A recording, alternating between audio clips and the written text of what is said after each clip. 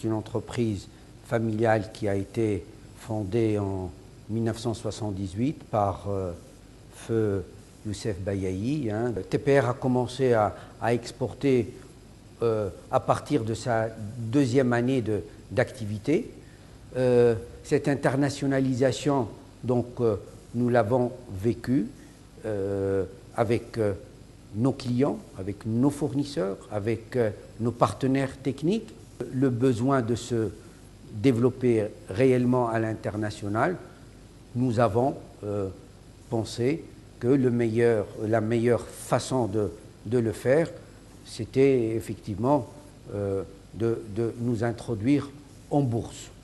Ce n'était pas seulement une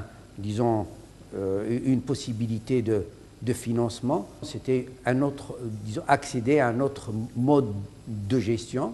Et le projet d'introduction en bourse était suivi par un projet de développement régional qui comportait donc la création de deux unités industrielles, une en Algérie, une autre en Libye. Et vis-à-vis de l'environnement international, avoir affaire à une entreprise en bourse, c'était une garantie pour le partenaire, qui soit fournisseur, client, partenaire technique, un gage et une base donc d'organisation, une base de transparence, une base d'esprit de gestion. L'introduction de l'entreprise en bourse a boosté aussi la notoriété locale. On a vu un personnel beaucoup plus impliqué, d'ailleurs, qui a beaucoup apprécié, disons, sa participation. Une partie de l'augmentation de capital a été réservée au personnel. Des crédits à taux bonifiés ont été octroyés au personnel.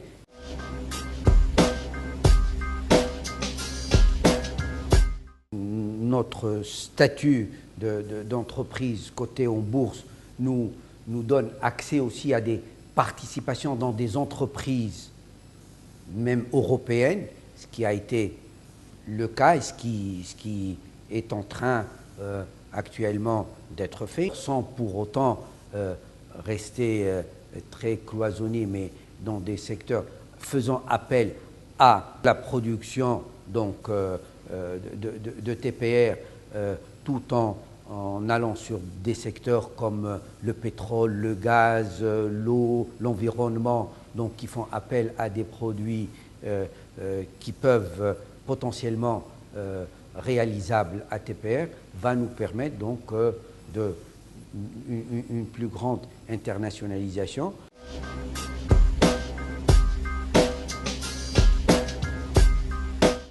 C'est vrai qu'au début, on n'avait pas d'idée précise sur la question, malgré qu'on ait été bien piloté par des professionnels qui ont géré parfaitement les délais.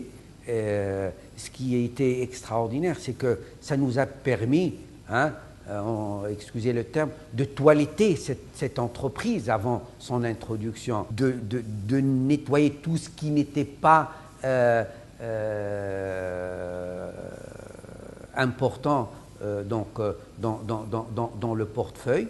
Et ça a créé la vérité des choses pour les sociétés du groupe qui n'étaient pas forcément performantes, donc, et qui étaient soutenues artificiellement. Donc ça a été aussi un mal pour un bien. À l'époque, on a mis 4 à 5 mois pour réaliser cela. Donc l'équipe était encore une fois professionnelle. Donc c'était une équipe multidisciplinaire. Il y avait une équipe de juristes, une équipe de fiscalistes, une équipe de financiers, et tout ça a bien travaillé ensemble.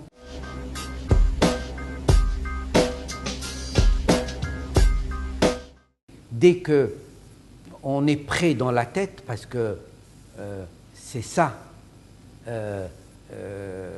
c'était une famille où il y avait, allez, une dizaine d'actionnaires, ça devient une famille avec quelques centaines ou quelques milliers.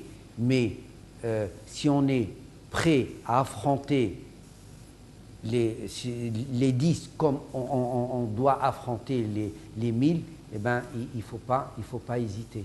Aujourd'hui, on le vit tout à fait naturellement. Nous n'avons aucun problème à répondre à n'importe quelle question au niveau de notre gestion au cours de nos différentes assemblées. Aujourd'hui, avec cette expérience, on sait ce qu'il faut pour réussir une introduction et on est en train de le faire pour au moins un ou deux secteurs d'activité. On va donner les meilleures chances pour que ces nouvelles introductions se passent bien. Hein. Les contraintes peuvent sembler des fois importantes, mais très sincèrement, les avantages sont bien supérieurs.